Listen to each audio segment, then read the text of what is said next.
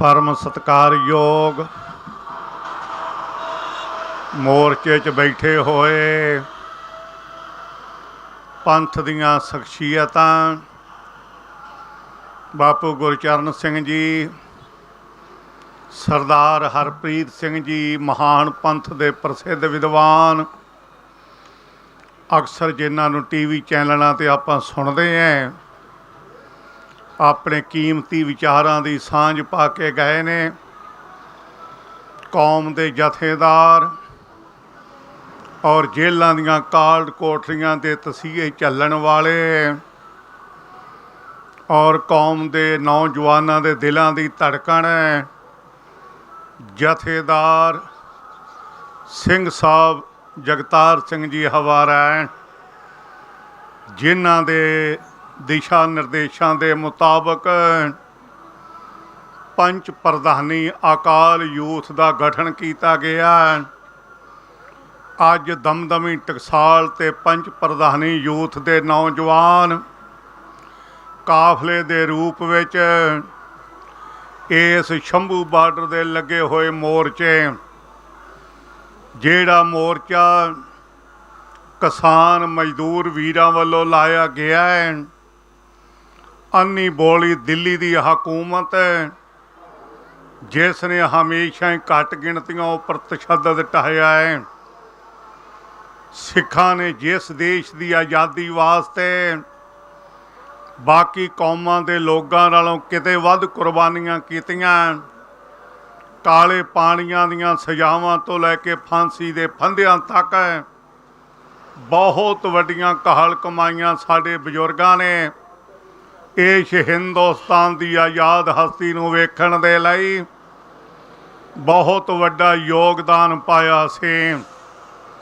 दिल्ली दे हाकम ने कदे वायदा कीता सी गुरुद्वारा सीसगंज साहब लहिंदे पंजाब की धरती ते एक ऐसा खिता दिता जाएगा जिथे पंजाब का सिख आज़ादी का निग माणेगा। पर जदों वो समा लंघ गया, वो कीते हुए वायदियां ते भी हाकमां ने पानी फेरिया और 47 तो बाद भी साडे उपर साडे वीरां हिंदुस्तान आज़ाद हो गया तो असी गुलाम हो गए। आज़ाद होए हिंदुस्तान के आगू लोगों ने समय समय अनुसार साडे ते जुल्म ढाए, असी उन्हां लोगों के अत्याचार का शिकार हुंदे रहे। पर सब तो घटिया गल है जिहड़ा पिछले दिनों तो आर्डीनेंस जारी किए गए 3 काले कानून, जिहड़ा कानून है साडी जमीन साडी एक मां सी जिथों अन्न पैदा करके असी समुचे भारत ही नहीं बाहर भी अनाज भेजते सी और सारे हिंदुस्तान का ढिड भरते स। अज किसान मारू नीति के तहत तुहाडियां जमीनां हड़प्पण वास्ते अबानी ते अडानी उन्हां लोकां दे साथी वो लोग ने जिहड़े बादलानी वर्गे और कुछ कांग्रेस विच ते कोई अकाली हाकम 70 साल तो गद्दियां ते बैठे हुए लोग और जिन्हां नूं बड़ियां कीमती वोटां पा पा के तुसीं जिताउंदे रहे ते तुहाडे सिरां ते वो राज करदे रहे। कई साल पहलों ही अडानी अबानी के जिहड़े अज कानून तुहाडे सामने आ रहे ने मोदी वालों काले कानून इन्हां ने पहलों ही हस्ताक्षर करके दिते हुए ने। तुहाडियां जुत्तियां तो डरदे अज कोई अस्तीफे दे रहा है, कोई तुहाडे नाल धरने ते बैठ है तो कोई ट्रैक्टर ते झंडियां ला के भजाई फिरदा है और है इन्हां लोकां सारियां दी मिली भुगत है। जे किसान अज जे साडियां जमीनां खुस गईयां, जे साडी अज जमीन साडे तो खोई गई, दसो साडे कोल की साधन रहेगा? ये कौम, ये मजदूर, ये गरीब जनता किधर जावेगी? और किड्डे भैड़े ते काले कानून साडे सिर ते घड़े जा रहे ने कि साडियां जमीनां बड़ियां मेहनत कर करके असी आबाद कीतियां, अज उन्हां जमीनां नूं खोहण वास्ते काले कानून बनाए जा रहे हैं और साडे ते ठोसे जा रहे हैं।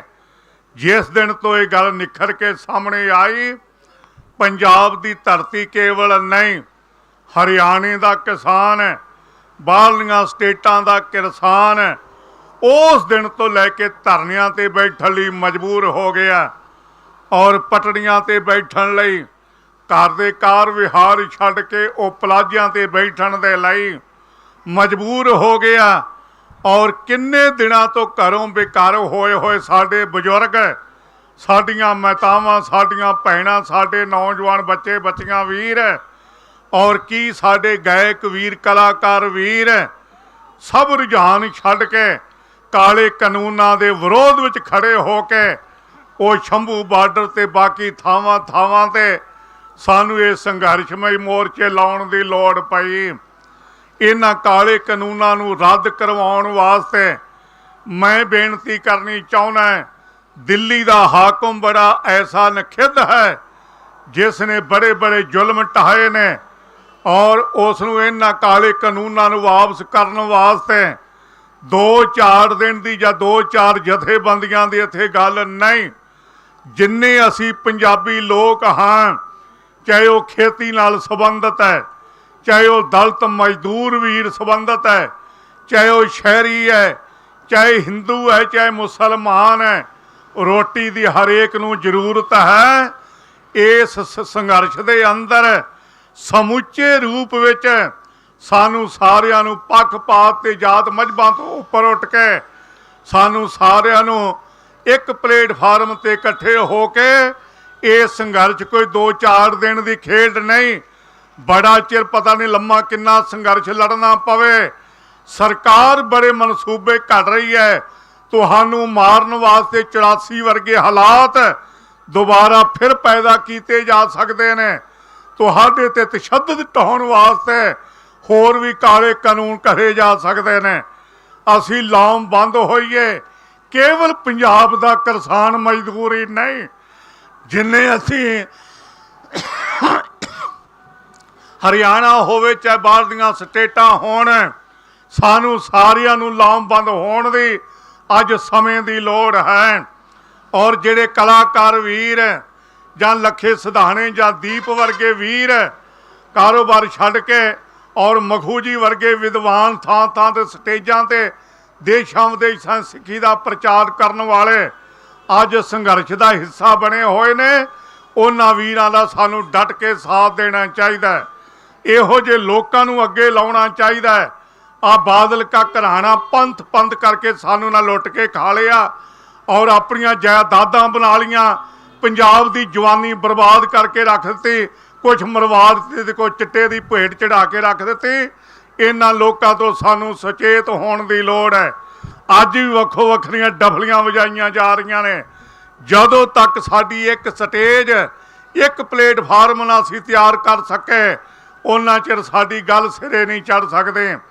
किड्डे दुख की गल कहनी पैंदी है, कदे ननकाना साहब का मोर्चा, कदे पंजा साहब का मोर्चा, गुरुद्वारियां की आज़ादी के मोर्चे, कदे जैतो गंगसर के मोर्चे, गुरु ग्रंथ साहब के अदब सत्कार वास्ते मोर्चे, महंत नारायण नूं कढ़ण दे मोर्चे लगे, शहादतां भी होईयां।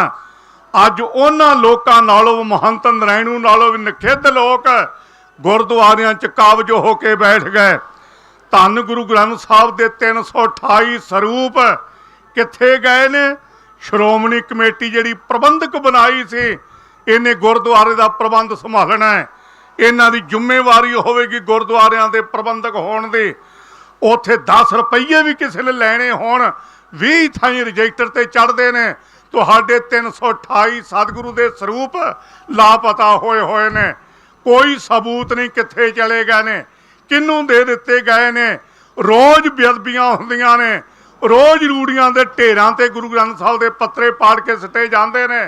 साडे कोल सरूपां दी कोई लिखत नहीं और श्रोमणी गुरुद्वारा प्रबंधक कमेटी ऐसी अवेसली हो के सुती हुई है। और तुसीं हैरान होवोगे, 450 स्वरूप श्रोमणी कमेटी ने गड्डी भरी और वो खालसा जी शिप के राही कनेडा नूं भेज दिते। कनेडा के समुंदर ते जाके गड्डी खलोती रही। इथों पंजाब के किसी लीडर ने जाना सी, फिर ਉਹਦੇ फुलों की वर्खा करके वो सरूप लैके जाने से उस लीडर को इन्ना टाइम ना मिलिया भी वो दिल्ली उत्थे पहुँचता कनेडा 450 सरूप गड्डी समेत समुद्र के पानी के कोल और वो सारे सरूप खराब हो गए और सारे पत्रे सलाबक है और सरूप जिहड़े सी वो पढ़न योग भी ना रहे। जे कोई पुछदा सानू दसो 328 सरूप कित्थे ने, सानू दसो कित्थे गुरु ग्रंथ साहब चले गए ने। जे कोई पुछण वास्ते जांदा है तो श्रोमणी कमेटी ने गुंडागर्दी करने वास्ते जिन्हों टास्क फोर्स कहा जाता है वो गुंडागर्दी रखा ऐसे गर्द पैदा किए हुए ने गुंडागर्दी करने वास्ते मनुख जेड़े साडे कई तो शहीद परिवारों विचों भी ने, इस संघर्ष विचों भी ने, पर इन्नियां जमीरां ते अणखां मर गईयां उन्हां लोकां दीयां। अज जे कोई पुछण जांदा कित्थे ने सरूप उन्हां नूं तलवारां ते डांगां ते बरछियां नाल उन्हां नूं कुੱਟਿਆ ते मारिया जांदा है, उन्हां ते टक लाए जांदे ने, साडीआं भैणां नूं कुੱਟਿਆ ते मारिया जांदा है। जिहड़ी बीबी और दिहाड़ी ते मजदूरी करदी गरीब बीबी वो कुੱਟਦੀ है खोसे दे घर दी नूं, उहनूं शहीद बाबा दीप सिंह दे गुरद्वारे उहनूं उहदी जिम्मेवारी दे दित्ती जांदी है, वो बीबियां दी इंचार्ज बना दित्ती जांदी है। ऐसे अज भी तुहाडे ते जुल्म हो रहे ने, तुहाडे ते तशद्दद हो रहे ने, दिन दी भी तुहाडे गुरु ग्रंथ साहब दा अपमान नरादर हो रहा है। पुलिस वालियां नूं जे किसी नूं लीडर के बच्चे नूं कोई सिर पीड़ भी होवे झट खबर कढ़ लैंदे ने, निक्कियां निक्कियां खबरां इन्हां नूं पता लग जांदा है, लेकिन पुलिस नूं कोई पता नहीं कित्थे तुहाडे गुरु ग्रंथ साहब के सरूपां की बेअदबी हुंदी है ते कौन कर रहा है। ऐसा खालसा जी कुछियां चालां दे नाल तुहानूं ते तुहाडे गुरु नूं दिन दिहाड़े अपमानित किया जा रहा है, तुहाडीआं जायदादां खोदियां खोईयां जा रही ने। और ऐसा खालसा जी साडे ते काले कानून बनाए जा रहे ने। जे तुसी असी लामबंद ना होए, जे असी सारे एक प्लेटफार्म ते इकट्ठे ना होए तो वो दिन दूर नहीं जिस दिन वसदे रसदे पंजाब नूं भिखारी बना के रख दिता जाएगा। आओ सारे लामबंद होइए और आओ सारे रल मिल के जेड़े किसान मजदूर जथेबंदियां वीर दीप वर्गे और लखे सधाने वर्गे मखू साहब बैठे ने, होर बड़े बड़े चंगी सोच वाले वीर ने, किसान मजदूर वीर ने, उन्हां दे मोढे नाल मोढा ढा के असी सारे एकजुटता का प्रगटावा करिए। जे वक्खो वखरे हो गए मारे जावांगे, पंजाब तबाह हो जाएगा, ये गुरु पीरां दी धरती नष्ट हो के रह जाएगी। और सारिਆਂ ਨੂੰ सानू अज लामबंद होना चाहिए, ये समय की मंग है। और दिल्ली का हाकम गहरी नींद में सौ चुका है, कई बार उन्हें साढ़े खून नाल हथ रंगे ने, दोबारा फिर रंगन की कोशिश है। सारिया ने असी लामबंद हो के सुचेत होना है। मैं पंच प्रधानी के वीरां दा और हवारा साहब की अगवाई में पंजे वीर जो एकजुटता नाल काम कर रहे हैं उन्होंने अज इत्थे आउण ते वधाई भी देना है। तुहाडे नाल मोढा ढा के पहले दिन तो ही दमदमी टकसाल नाल तुरी है, अज भी तुसी आए हो तो दमदमी टकसाल तुहाडे नाल इत्थे पहुंची है। जिहड़ा भी कौमी कारज करोगे असी जथेदार हवारा जी साडे कौम के जथेदार ने, वो ही साडे जथेदार ने, उसे नूं असी जथेदार मनदे हैं। ओहदी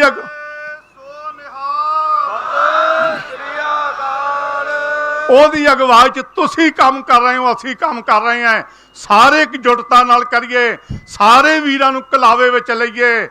और गुरु नानक दा फलसफा है, होए एकत्र मिलो मेरे भाई, दुबदा दूर करो लिव लाए, हर नामे की हो वह जोड़ी, गुरमुख बैसो सभा विछाए।